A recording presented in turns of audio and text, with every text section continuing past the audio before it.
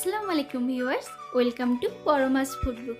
আমার আজকের পর্বে আছে অনুষ্ঠান বাড়ির স্বাদে গন্ধে ভরা ফুলকপির রসা। শীতের মরশুমে কিন্তু আমরা অনেক ধরনের ভেজিটেবলগুলো মার্কেটে অ্যাভেলেবেল পাওয়া যায়, তাই মরশুমের শুরুতেই নিয়ে এলাম ফুলকপির ঝাল ঝাল রসা।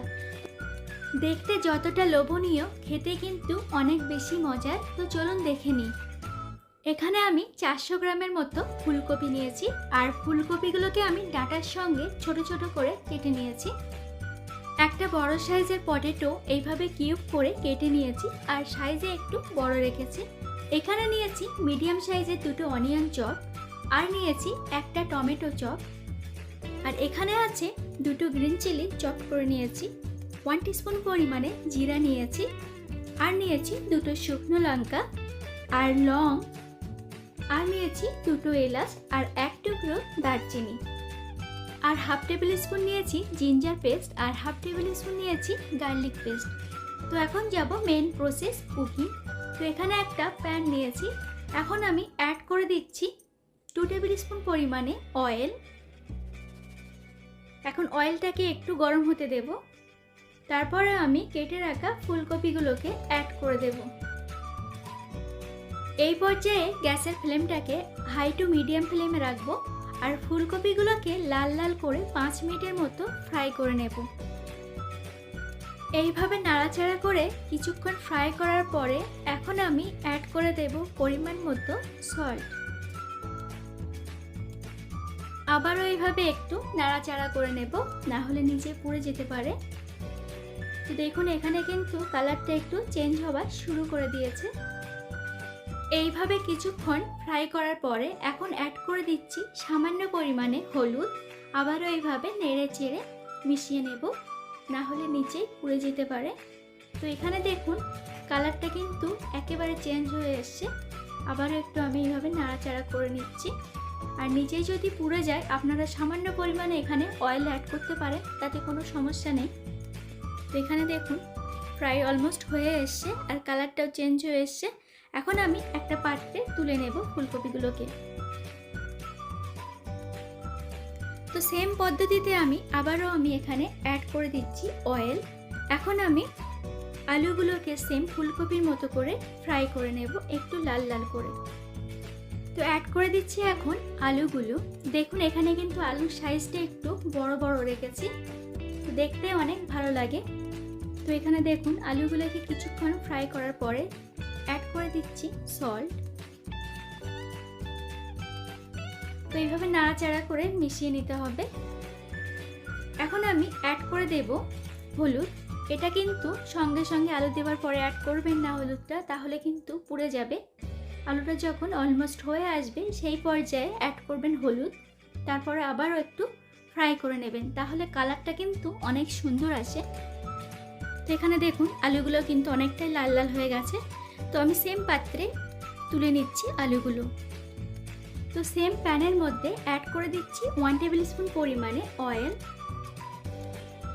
এখন আমি অ্যাড করে দেব 1 টিস্পুন পরিমাণে জিরা। জিরাটাকে একটু গরম হতে দেব।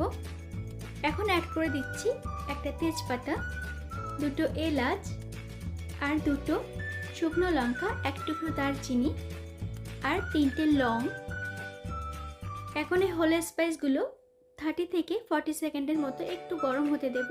যখন খুব সুন্দর একটা অ্যারোমা আসবে তখন অ্যাড করে দেব চপ করে রাখা অনিয়ন। এখন আবারও আমি অনিয়নটাকে 3 থেকে 4 মিনিটের মতো ফ্রাই করে নেব।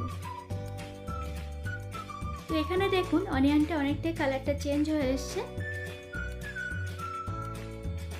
এখন অ্যাড করে দিচ্ছি জিঞ্জার গার্লিক পেস্ট। জিঞ্জার আর গার্লিকটাকে তেলের মধ্যে একটু নাড়াচাড়া করে কষিয়ে নেব 30 থেকে 40 সেকেন্ডের মতো। যখন কাঁচা গন্ধটা চলে যাবে সেই পর্যায়ে অ্যাড করে দেব চপ করে রাখা টমেটো। টমেটোর সঙ্গে মশলাটাকে খুব ভালো করে কষিয়ে নেব। দেখুন টমেটো থেকে কিন্তু একটা পানি বেরোয়, সেই পানিটা ড্রাই হওয়া পর্যন্ত আমরা মশলাটাকে কষাতে থাকবো। তো এইভাবে কন্টিনিউয়াসলি নেড়ে চেড়ে মশলাটাকে ভালোভাবে কষিয়ে নিতে হবে, না হলে নিচেই পুড়ে যেতে পারে। তো এখানে দেখুন মশলা থেকে কিন্তু তেলটা একেবারে আলাদা হয়ে গেছে। তো এই পর্যায়ে আমি অ্যাড করে দেব গ্রিন চিলিগুলো, একটু নাড়াচাড়া করে নেব। এই পর্যায়ে আমি অ্যাড করে দেব গুঁড়ো স্পাইসগুলো। তো এখানে নিয়েছি আমি 1 টিস্পুন পরিমাণে জিরার গুঁড়ো, 1 টিস্পুন পরিমাণে হলুদের গুঁড়ো, 1 টিস্পুন পরিমাণে ধনিয়া গুঁড়ো আর 1 টিস্পুন পরিমাণে আছে শুকনো লঙ্কার গুঁড়ো। এগুলো আমি অ্যাড করে দিয়েছি। এখন মশলার সঙ্গে পুরো স্পাইসগুলো খুব ভালো করে কষিয়ে নেব।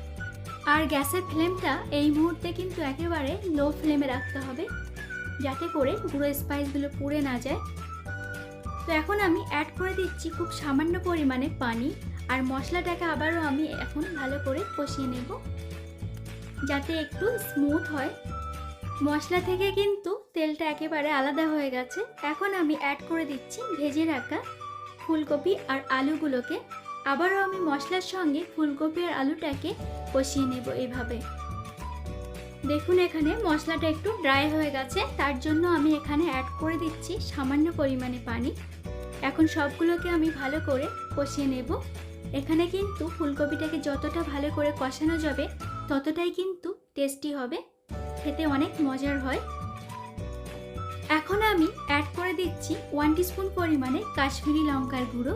এটা কিন্তু সম্পূর্ণ অপশনাল, আপনারা চাইলে এটা স্কিপ করতে পারেন, কিন্তু এটা ইউজ করলে দারুণ একটা কালার আসে, একেবারে রেস্টুরেন্ট অথবা অনুষ্ঠান বাড়ির মতো। অ্যাড করে দিচ্ছি পরিমাণ মতো সল্ট, আবারও একটু নাড়াচাড়া করে মিশিয়ে কষিয়ে নেব। তো এখানে কিন্তু খুব ভালো মতো কষিয়ে নিয়েছি। এখন আমি অ্যাড করে দিচ্ছি 1 কাপ পরিমাণে পানি।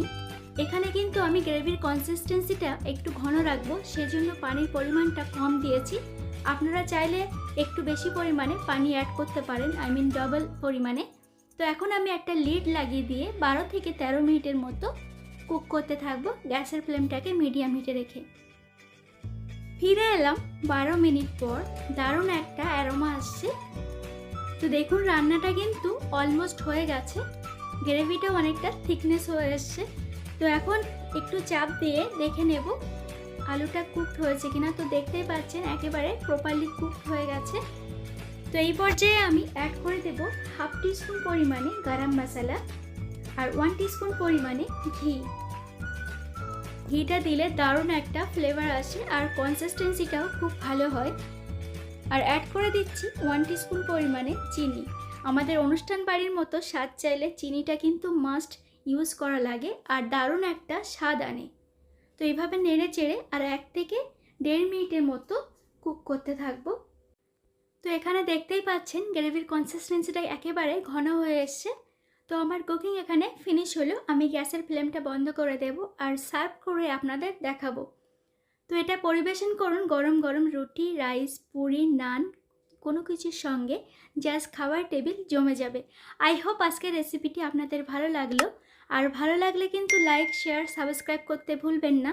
আর পাশে থাকা বেল আইকনটিকে ক্লিক করে রাখবেন নেক্সট নোটিফিকেশন পাওয়ার জন্য। Thanks for watching. Till then, bye by.